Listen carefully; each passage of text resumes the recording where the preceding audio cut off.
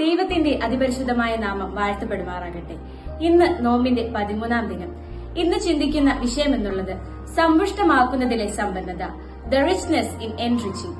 ഇതിനെ ആധാരമാക്കിയുള്ള വേദഭാഗം വിശുദ്ധ ലൂക്കോസ് എഴുതിയ സുവിശേഷം 18-ാം അധ്യായം 18 മുതൽ 30 വരെയുള്ള വാക്യങ്ങളാണ്.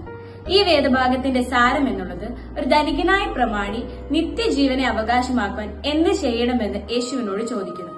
ഇതിൽ നിന്ന് 2 ചിന്തകളാണ് ഞാൻ നിങ്ങളുമായി പങ്കുവെക്കുന്നത്. ഒന്നാമതായി സ്വയനീതീകരണം.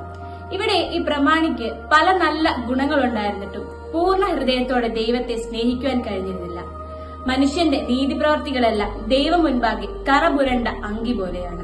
റോമർ 5:1 നാം വായിക്കുന്നു, നമ്മുടെ നീതിപ്രവർത്തികൾ കൊണ്ടല്ല നാം നീതീകരിക്കപ്പെടുന്നത്, യേശു ക്രിസ്തുവിലുള്ള വിശ്വാസത്താലാണ്. രണ്ടാമതായി ദാനങ്ങളോടുള്ള സ്നേഹം. തന്റെ ധനസമൃദ്ധിയിൽ സന്തോഷം കണ്ടെത്തിയ പ്രമാണി ദാതാവിനേക്കാൾ അധികമായി ദാനത്തെ സ്നേഹിച്ചു. തന്റെ സമ്പത്ത്, അനുഗ്രഹങ്ങളെല്ലാം ദൈവിക ദാനമാണ് എന്ന് മറന്നുപോയി. ലൂക്കോസ് 12:34 നാം വായിക്കുന്നു, നിങ്ങളുടെ നിക്ഷേപം ഉള്ളിടത്ത് നിങ്ങളുടെ ഹൃദയവും ഇരിക്കുമെന്ന്.